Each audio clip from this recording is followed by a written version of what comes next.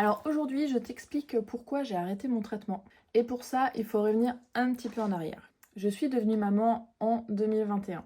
À cette époque, j'étais sous cortisone et Immurel. Au 6 mois de mon fils, ma spécialiste a voulu arrêter progressivement la prise de la cortisone pour ne garder que l'Immurel. Sauf que dès la première baisse de cortisone, ma prise de sang n'était plus bonne. Elle en a conclu que l'Immurel ne fonctionnait plus et m'a donc fait prendre un autre traitement qui lui n'a pas fonctionné, et puis un deuxième qui lui a marché. C'était le Néoral ou cyclosporine. Si tu as regardé ma vidéo sur les médicaments que j'ai pris, tu sais que ce médicament a été particulièrement fourni en effets secondaires. Maux de tête, migraine, fatigue, bouffée de chaleur, cholestérol, dérèglement hormonal, etc. Bref, un enfer au quotidien. D'ailleurs, pour le dérèglement hormonal, j'étais allée voir un gynécologue. Je lui ai expliqué mon cas, mes symptômes, que c'est apparu juste après la prise du médicament. Mais il m'a clairement dit que ça n'avait rien à voir là-dedans, qu'en fait, si j'avais un dérèglement hormonal, c'est tout simplement parce que j'étais en surpoids, et que si je perds du poids, tout ça rentrera dans l'ordre. Alors je sais que je suis loin d'avoir une taille de guêpe, mais c'est quand même bizarre que ça arrive pile au moment où je commence à prendre un nouveau traitement. Donc je suis repartie de ce rendez-vous avec une ordonnance pour une pilule et ma confiance en moi partie aux oubliettes. Donc au premier rendez-vous que j'ai eu avec ma spécialiste suite à la prise de ce médicament, je lui parle des effets secondaires, que c'est difficile à vivre, etc. Elle reste bloquée dans les résultats de mes prises de sang en me disant qu'ils sont bons et que du coup le traitement fonctionne, donc il faut continuer. Je sors de ce rendez-vous en pleurant, je prends sur moi, tant pis. Et puis, à chaque rendez-vous, ce sera toujours la même chose. Elle avec son nez dans les résultats qui sont toujours bons, moi qui ressors en pleurant. Je vois bien qu'en fait elle m'écoute pas du tout, que en fait mon quotidien elle en a rien à faire, tout ce qu'elle voit c'est juste les prises de sang.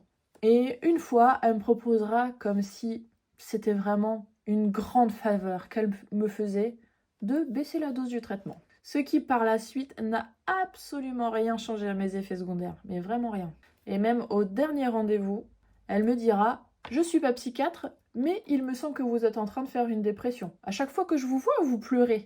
Franchement, je suis vraiment à 2 doigts de vous prescrire des antidépresseurs. » Alors je vous laisse imaginer mon état quand je sors de ce rendez-vous. Suite à ça, je me remets énormément en question.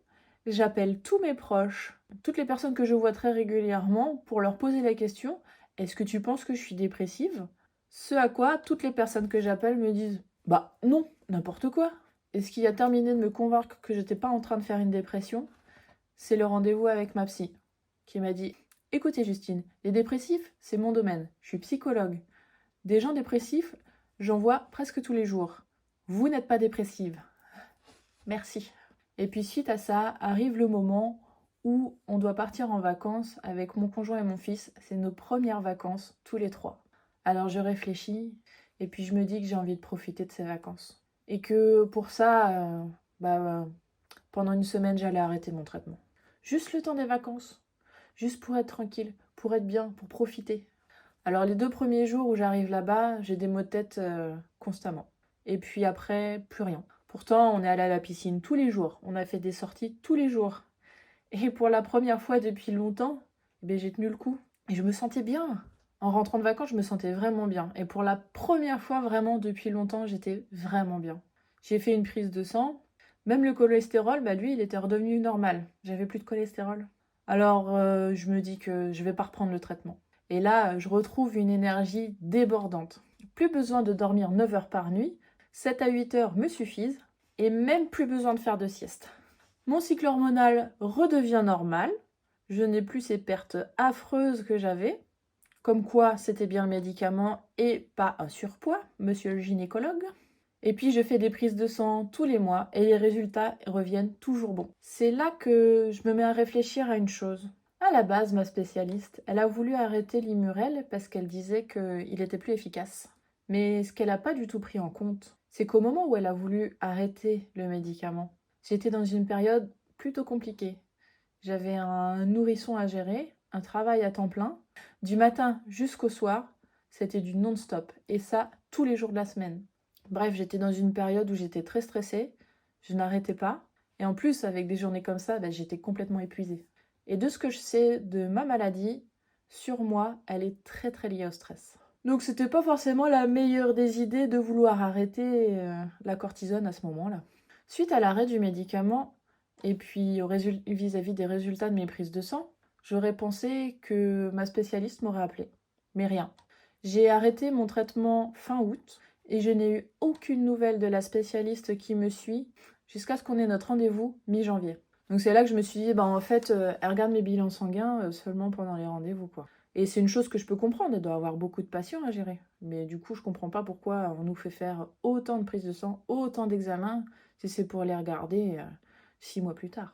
Et donc là, elle me dit, alors j'ai regardé vos résultats, vous avez dû arrêter votre traitement en août. Je lui ai dit que oui, en effet, je l'ai arrêté, parce que j'en pouvais plus, et que en plus, elle ne m'écoutait pas, donc j'ai pris la décision d'arrêter. Et donc elle me répond, d'accord, mais bon, là, je pense que vous allez faire une rechute. Donc je vais quand même vous prescrire de la cyclosporine pour en reprendre quand ça arrivera. Alors là, je lui explique qu'elle n'a pas compris. Mais vraiment pas compris. Plus jamais, je ne reprendrai ce traitement. Ma vie était devenue un enfer avec ce médicament. Et à cause de ça, en plus, avec mon conjoint, on était au bord de la séparation. Bref, c'est mort. Plus jamais je le reprends. Et qu'en plus, quand elle a voulu l'arrêter, c'était vraiment pas le bon moment puisqu'elle n'a pas du tout pris en compte l'aspect psychologique et le stress que je subissais quotidiennement. Et que donc, s'il y a un traitement à me prescrire, c'est Limurel et rien d'autre. Pour une fois, et depuis longtemps, je me suis sentie écoutée de sa part. Elle m'a répondu « D'accord, mais c'est seulement parce que votre foie est en bonne santé. » Pour rappel, les médecins sont seulement là pour vous conseiller sur votre santé. Mais c'est vous, le maître de votre corps. Personnellement, je me suis trop souvent sentie comme un bout de viande à qui on fait ce qu'on veut. On ne nous demande pas notre avis. On nous donne un nom de maladie sans nous expliquer ce que c'est. Et en plus de ça, on nous donne des médicaments sans jamais nous expliquer ce que ça implique.